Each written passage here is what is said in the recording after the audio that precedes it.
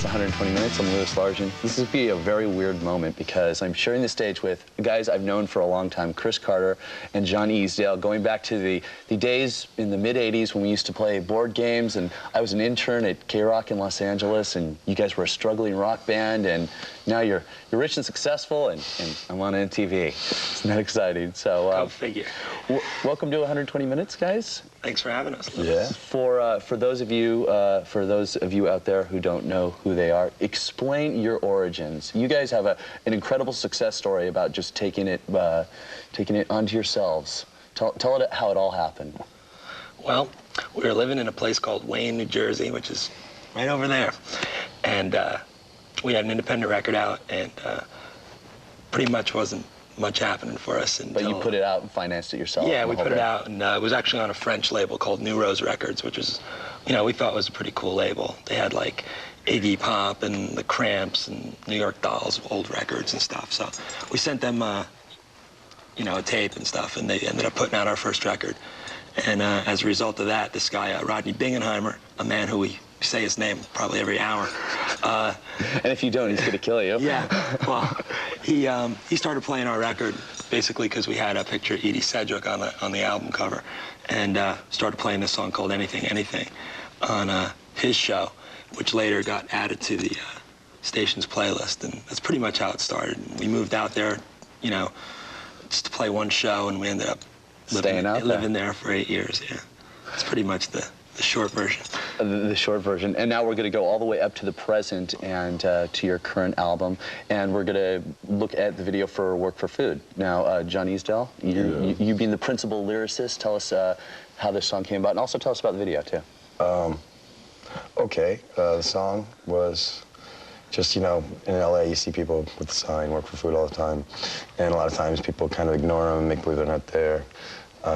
Put it in the first person. At the same time, I was having, you know, premonitions of the future, of my success as a rock musician, and imagine what it might be like to be that guy who was in this rock band and was out there. And basically, that's what the song's about. And in the video, instead of making believe we were playing live in concert, a bunch of kids, we made believe we were in a movie, and so there's kids in a movie theater going to see us in the movies. And you might want to note, John is the projectionist in the very beginning of it. Oh. It's kind of an double role for John. Okay, we'll check it out. And Chris, of course. Oh, jeez. All right. Okay, here it is. Work for Food, Dramarama.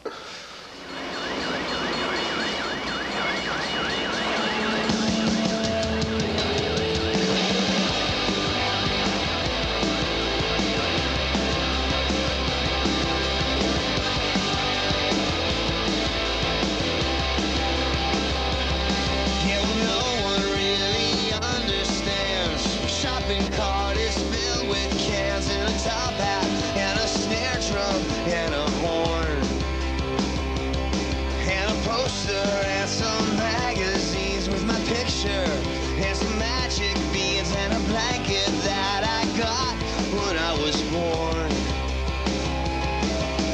Different people do the same thing every day, but I just look the other way. But I keep on rolling, I deny a problem with my attitude, 'cause I will work for food. Yeah, I'll keep on rolling. I wasn't always paranoid.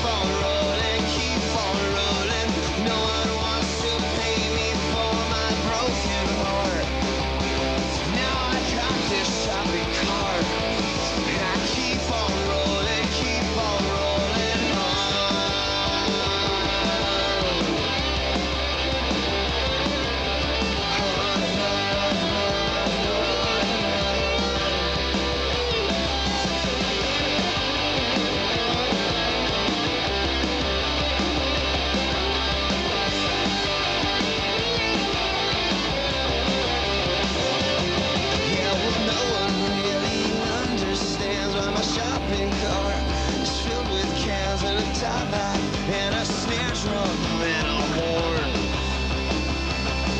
and a poster and some magazines with my picture and some magic beads and a blanket that I got when I was born.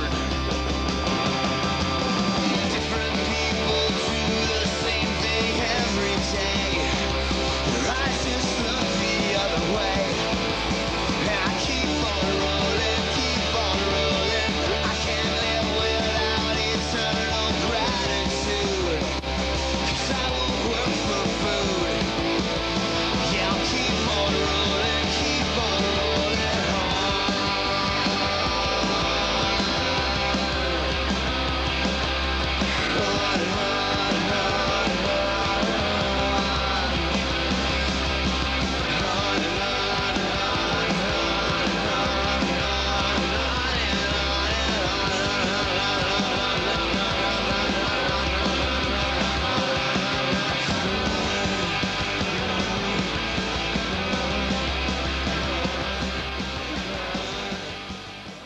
Back on 120 Minutes with Dramarama, Chris Carter, bass player, and John Easdale, singer. And you guys, a lot of your songs, albums, you talk about Box Office Bomb, Cinema Verte was your first album, Hi Fi Sci Fi is your latest. You got this fascination for films. What's the thing tying that all together? John? Yes. I thought Answer the I'd man's let you question. field that one. Well, No? this one we actually had a album cover before we had the title of the album, which was kind of backwards. How did you find the album cover? Well, we were making the album, and I just thought it might be cool to have some sort of like science fiction monster kind of thing on the cover. Toys. And toys or whatever.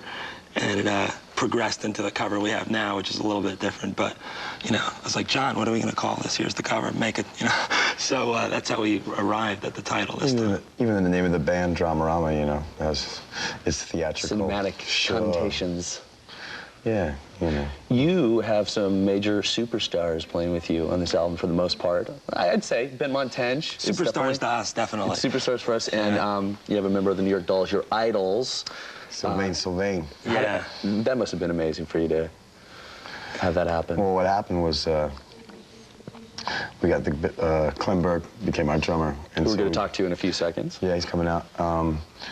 We got to meet all these people that, you know, we got to meet our heroes, so to speak. Sylvain being one of our heroes. New York Dolls being, as you said, one of our favorite bands of all time.